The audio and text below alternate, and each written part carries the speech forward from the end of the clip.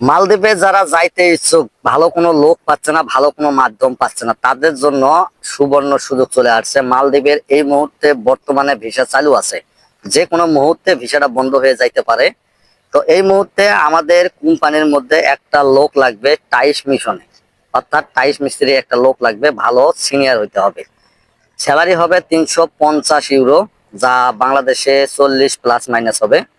আর একটা বিষয় হচ্ছে থাকা খাওয়া কোম্পানির, যাইতে খরচ লাগবে হচ্ছে যে আপনাকে নিবে সে নেবে 3 লাখ। আনুষঙ্গিক কিছু আপনার খরচ আছে, যেমন পাসপোর্ট আপনার 3 দিন ট্রেডিং করতে হবে, এটা হচ্ছে আপনার ডিএমইটি কার্ড, এটা আপনার আর আপনার কাপড় চোপড়, জাস্ট আর কিছু লাগবে না।